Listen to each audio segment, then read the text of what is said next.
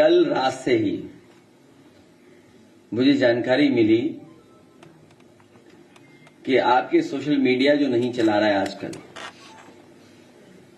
उससे काम छीन लिया था उसी समय जब मैं खुद गया था। उसके बाद उसे नई जिम्मेदारी दी गई थी। नई जिम्मेदारी ये दी गई कि वो राष्ट्रीय अध्यक्ष बनाए गए व्यापार सभा के मनीष जगन अग्रवाल, और पार्टी की तरफ से जो नाकामी है सरकार की और जो व्यापारियों के सामने संकट और परेशानी है उसको उजागर करें। तो अगर उनका पेज आप देखोगे तो वो व्यापारियों को लेकर के ही अपनी बात रख रहे हैं कि कहां व्यापारियों के साथ ये सरकार भेदभाव कर रही है, कहां व्यापारियों को ये बुला रहे हैं इन्वेस्टमेंट के लिए और उनका कोई सम्मान नहीं हो रहा है। जीएसटी को लेकर के व्यापारी चिंतित है। जब तक वो जीएसटी को समझ पाता है व्यापारी, तब तक सरकार उस जीएसटी को लेने का तरीका बदल देती है। और जीएसटी की वजह से और सरकार की मुनाफाखोरी की वजह से और सरकार के जो इलेक्टोरल बॉन्ड की वजह से हमें और आपको महंगाई का सामना करना पड़ रहा है। अगर आप तीनों चीजों का हिसाब किताब लगाएंगे, जीएसटी जिस तरीके से लागू हो रही है, दूसरा जो उनकी मुनाफाखोरी पॉलिसी है, तीसरा इलेक्टोरल बॉन्ड, इन तीनों चीजों का अगर आप हिसाब किताब लगाओगे तो आप पाएंगे इसी की वजह से महंगाई बढ़ रही है। इन सवालों को लगातार राष्ट्रीय अध्यक्ष व्यापार सभा के उठा रहे थे, लेकिन पता नहीं सरकार को क्या परेशानी है हमारे समाजवादी मीडिया सेल से। और ये पहली बार नहीं हुआ है, पिछली बार ही हुआ था जब हम लोगों को जाना पड़ा था पुलिस भवन में। ये बीजेपी के लोग पूरी पुलिस को बीजेपी का बना दिया है। मैं तो पुलिस से कहूंगा कि तुम वर्दी छोड़ो, वर्दी छोड़ो। समाजवादियों की जो कभी कभी टोपी के बारे में बुला भरा कहते थे, बीजेपी के लोग भी टोपी पहनने लगे, तो वो टोपी लगा करके आप थाने में बैठिए। कमिश्नर वाली प्रणाली का सबसे बड़ा फेलियर आपने अगर कहीं देखा है तो प्रयागराज में देखा है। क्या ये देश और दुनिया में जो बदनामी हुई उत्तर प्रदेश की, क्या भूल सकता है कोई? दुनिया का रिकॉर्ड बनाया है 300 किलोमीटर का जाम।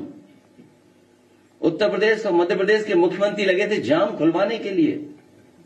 लोग दर्शन करने गए, श्रद्धालु जो पहुंचे मंदिरों में जान चली गई, धक्का मुक्की, कितनी परेशानी हुई है महिलाओं को, बच्चों को जो गए साथ। कहीं वॉशरूम नहीं थे, कहीं पीने की जगह नहीं थी, कहीं खाने पीने का इंतजाम नहीं था।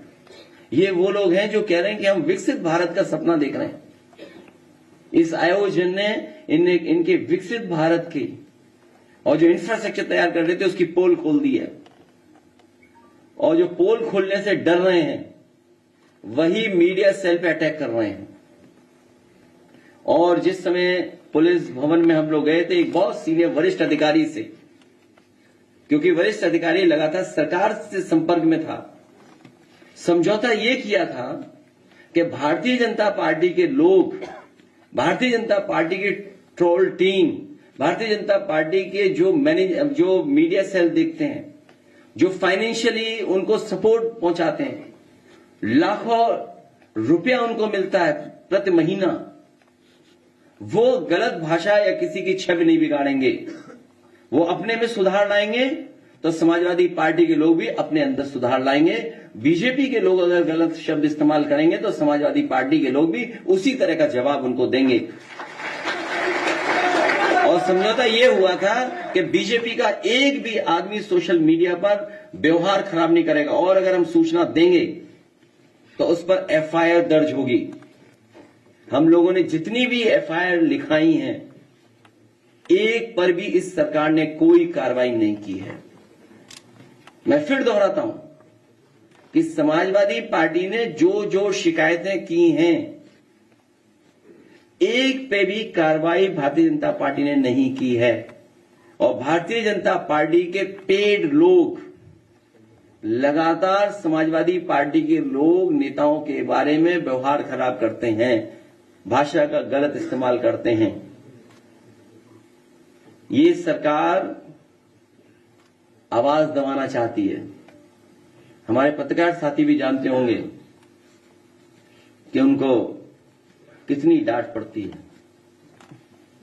एक पत्रकार साथी मुझसे एयरपोर्ट में टकरा गया, बड़े प्रतिष्ठित चैनल है, उसको भी अभी तक डिजिट नहीं पता है, अभी तक डिजिट नहीं पता है।